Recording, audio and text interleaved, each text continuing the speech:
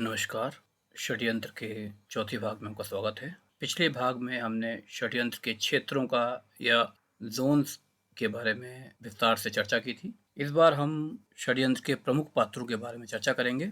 इस भाग में हम षड्यंत्र के सभी पात्रों के बारे में समझेंगे भी और सामान्य और आपातकाल के समय पर इन सभी पात्रों के व्यवहार के बारे में भी जानेंगे। पात्र जिनको हम अभिनेता या आइकन्स या पीसेस भी कह सकते हैं। आइए हम समझते हैं इन पात्रों के बारे में।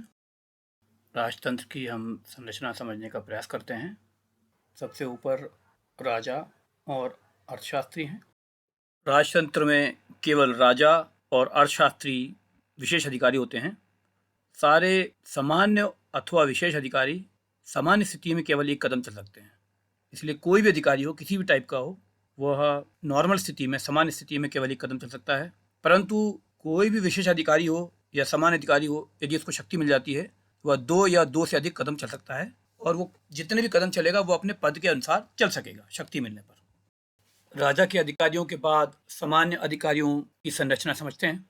देख रहे होंगे कि राजा के बाद नीचे लाइन के अधिकारी, उनको सेना के अधिकारी कहा जाता है। इस प्रकार से हैं: राजा का सेनापति, गजारोही, अश्वरोही या शूरवीर, महारथी, ये है नारद। पहले स्तर पर या पहले लेवल पर अधिकारी हैं और दूसरे स्तर पर प्यादे हैं, पद्धति हैं। सामान्य अथवा विशेष अधिकारी सामान्य स्थिति में केवल एक कदम चल सकते हैं। इसलिए कोई भी अधिकारी हो, किसी भी टाइप का हो, वह नॉर्मल स्थिति में, सामान्य स्थिति में केवल एक कदम चल सकता है। परंतु कोई भी विशेष अधिकारी हो या सामान्य अधिकारी हो, यदि उसको शक्ति मिल जाती है, वह 2 या 2 से अधिक कदम चल सकता है और वो जितने भी कदम चलेगा वो अपने पद के अनुसार चल सकेगा शक्ति मिलने पर। सेना के अचर या जड़ पद्धति के बारे में समझते हैं, जो कि सेना का संसाधन माना जाता है। पद्धति को संसाधन कहा जाता है, अतः वह स्वयं एक कदम भी नहीं चल सकता। अधिकारियों के सहयोग के द्वारा पद्धति एक कदम चल सकते हैं। प्यादे बिना आज्ञा के एक कदम भी आगे पीछे, ऊपर नीचे, अगल बगल, टेढ़े मेढ़े मूव नहीं कर सकते हैं। उनको आज्ञा चाहिए और आज्ञा देने वाले कौन होंगे? इनके ऊपर के अधिकारी। और प्यादों को आज्ञा देने के लिए नीचे के अधिकारी भी, जो कि ये गुप्तचर हैं, ये भी दे सकते हैं। तो इससे आपको समझ में आ रहा होगा कि प्यादे जड़ के रूप में या संसाधन के रूप में इनको मान सकते हैं। षड्यंत्र के चौथी और अंतिम लाइन में हम देखेंगे गुप्तचर की संरचना है, इसके बारे में हम समझेंगे। गुप्तचर बहुरूपी होते हैं और विशेष अधिकारी अथवा सामान्य अधिकारी की भी शक्ति ले सकते हैं। यह राजतंत्र और सेना के बीच के मध्यस्थ होते हैं। हम जानते हैं कि सारे सामान्य अथवा विशेष अधिकारी सामान्य स्थिति में केवल एक कदम चल सकते हैं।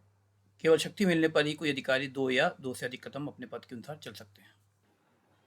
इन्हीं अधिकारियों में से हम शक्ति संपन्न अधिकारियों के विवरण के बारे में समझते हैं। हरे रंग के घेरे में हमने जो अधिकारियों को चिन्हित किया हुआ है, जिनमें से राजा, अर्थशास्त्री, सेनापति, नारद और गुप्तचर हैं। राजा और अर्थशास्त्री और सेनापति अर्थशक्ति संपन्न होते हैं। शक्ति संपन्न होने के कारण किसी भी अधिकारी अथवा सेना के अंग को छूने से उस अंग को अधिक कदम चलने की स्वतंत्रता मिल जाती है, जो कि पद के अनुसार होते हैं। विशेष स्थिति में नारद भी अर्थशक्ति संपन्न बन जाते हैं। नारद एक बहुत कॉम्प्लेक्स और जटिल पात्र है, इसको बाद में हम किसी विशेष रूप से समझेंगे। गुप्तचर बहुरूपीय हैं, अतः वह भी शक्ति संपन्न माने जाते हैं। वह अपनी क्षमता के अनुसार केवल एक कदम चल सकते हैं, किसी भी दिशा में चल सकते हैं। और यदि इनको अधिकारियों को सहायता मिल जाती है तो वह अपनी रैंक या पद के अनुसार अधिक कदम चल सकते हैं। इसको हम और अच्छे से आगे चल के समझेंगे। बस इसको आप समझ लीजिए कि पद या क्षमता अधिक देने वाले कौन होते हैं। सेनापति हैं, तो सेनापति सारे अधिकारियों का प्रमुख होता है, इसलिए ये किसी भी अधिकारी को टच करता है उसी क्षेत्र के अंदर। जैसे कि हम युद्ध क्षेत्र में हैं, यदि युद्ध क्षेत्र में सेनापति किसी भी अधिकारी को टच करता है, अधिकारी को अपनी क्षमता के अनुरूप अधिक शक्तियाँ मिल जाती, तो इसको बोलते हैं सहायता मिलना।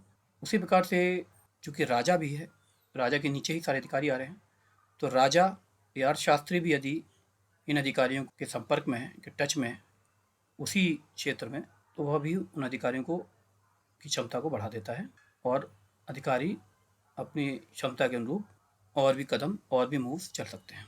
यही बात राजा पर भी लागू होती है। यदि राजा को सहायता मिल जाती है सेनापति द्वारा, या राजा के जो डेप्यूटी हैं जिनको अर्थशास्त्री बोला जाता है, उन्होंने भी यदि राजा की सहायता कर दी तो राजा अपनी क्षमता के अनुरूप अधिक मूव चल सकते हैं।